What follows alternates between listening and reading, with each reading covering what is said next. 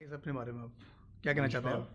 मैं जसमेर सिंह बंजारा हूं और हरियाणा से जो अभी हाल ही में सरकार ने विमुक्त घुमंतु जाति विकास बोर्ड की रचना की है, मुझे उसमें सदस्य होने का गौरव प्राप्त है और मैं हरियाणा से बंजारा समाज सुधार सभा का प्रदेश का अध्यक्ष भी हूं।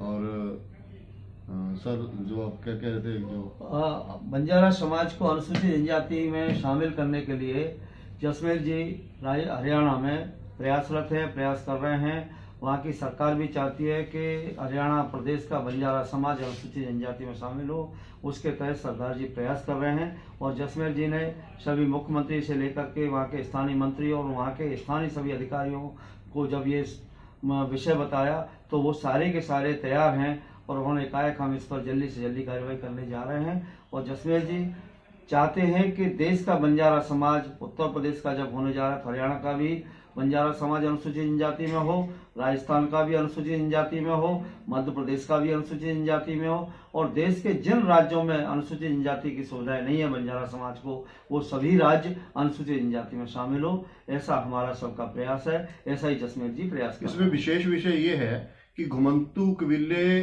वो रहे हैं जिनके ऊपर अंग्रेजों के जमाने से क्रिमिनल ट्राइब एक्ट 1871 लागू रहा है। इसलिए आज के जो भाजपा शासित प्रदेश में सरकारें हैं वो इस बात से भली भांति खुश हैं, परिचित हैं कि ये वो लोग हैं जिन्होंने सबसे ज्यादा मातृभूमि के लिए जद्दोजहद करी और इसीलिए अंग्रेजों ने इनको ऊपर ये क्रिमिनल ट्राइब एक्ट थोपा था। अब इनको न्याय देने की दिशा में सरकारें बढ़ रही हैं और हमारे से सभी लोगों से इसके बारे में रिकमेंडेशन मांग करके सभी प्रदेशों में, खासकर हरियाणा में, जल्दी ही इसको केंद्र सरकार को प्रस्तावित किया जाए। मेरा नाम ओम प्रकाश नायक है, पूर्व राज्य मंत्री हूँ उत्तर प्रदेश से और राष्ट्रीय उपाध्यक्ष हूँ भारतीय जनता पार्टी अनुसूचित जनजाति मोर्चा। बंजारा समाज का कार्यकर्ता होने के नाते मैंने उत्तर प्रदेश के बंजारा समाज को अनुसूचित जनजाति में शामिल करने व उत्तर प्रदेश के बंजारा समाज की बस्तियों को राजस्व गांव का दर्जा दिए जाने के लिए कार्य करता रहा हूं।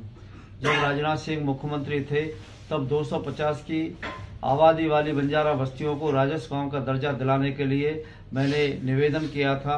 राजनाथ सिंह जी ने घोषणा करने के उपरांत एक शासनादेश जारी किया और उसके अनुरूप बंजारा बस्तियों को राजस्व गांव का दर्जा दिलाने के लिए प्रत्येक जिले के जिलाधिकारियों को निर्देश किया गया और ग्राम सभा स्तर पर उनके पंचायतों के गठन के लिए अलग से उनका प्रस्ताव बन करके राज्य सरकार को गया।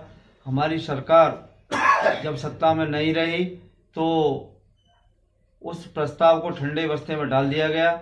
जब हम केंद्र में हमारी सत्ता पुनः स्थापित हुई और उत्तर प्रदेश में भारतीय जनता पार्टी की सरकार बनी तो श्री योगी जी और केंद्र में श्री नरेंद्र सिंह तोमर जी जो पंचायती राज मंत्री हैं और ग्राम विकास का काम देख रहे हैं, उन्होंने मैंने प्रयास किया कि जब उत्तर प्रदेश का बंजारा समाज राजस्व गांव हो सकता है तो पूरे देश का बंजारा समाज की बस्तियां राजस्व गांव क्यों नहीं हो सकती। तो इसी के अनुरूप श्री नरेंद्र सिंह तोमर जी ने देश के सभी मुख्य सचिवों को पत्र लिखकर के उनसे निवेदन किया है कि 250 की आबादी वाली सभी बंजारा बस्तियों को राजस्व गांव का दर्जा दिलाया जाए। इसके अनुरूप मैंने प्रयास किया। मैं जो है सभी राज्यों के मुख्य सचिवों से मिलने का प्रयास कर रहा हूं और उनसे भारत सरकार का जो प्रस्ताव है उनको समर्पित करके उनसे निवेदन कर रहा हूं कि आप अपने जिले के सभी जिलाधिकारियों को निर्देशित करें कि बंजारा बस्तियों को राजस्व गांव का दर्जा दिलाने के लिए प्रस्ताव पास कराएं। जहां जहां 250 की बंजारा बस्तियां उनको सबको राजस्व गांव का दर्जा मिलेगा तो बंजारा समाज का स्वतः विकास हो जाएगा। उनको सड़क, आवास, पीने का पानी, बिजली, पाठशाला आदि जो सुविधाएं जो होती हैं राजस्व गांवों को वो सारी बंजारा बस्तियों को मिलने लगेगी।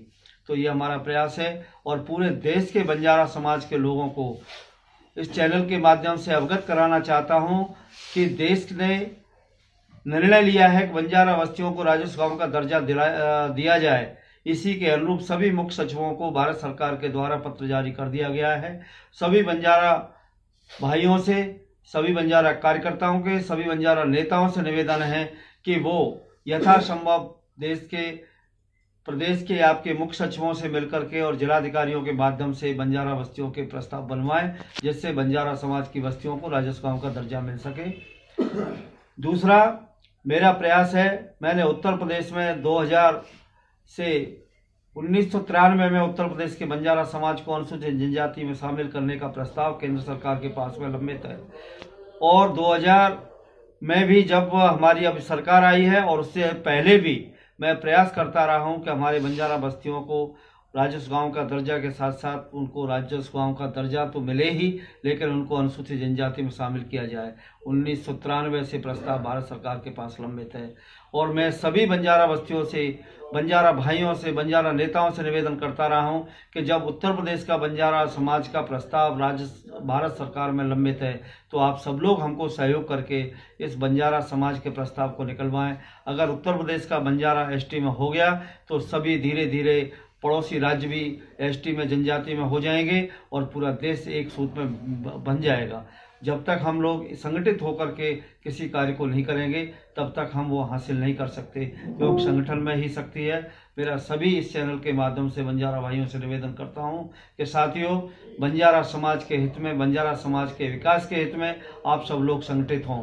उत्तर प्रदेश का बंजारा समाज अविलंब जल्दी से जल्दी अनुसूचित जनजाति में शामिल होने वाला है। इसी प्रकार से आपके राज्यों में भी अनुसूचित जनजाति की सुविधाएं मिलेगी और मिलनी चाहिए। मैं जय हिंद।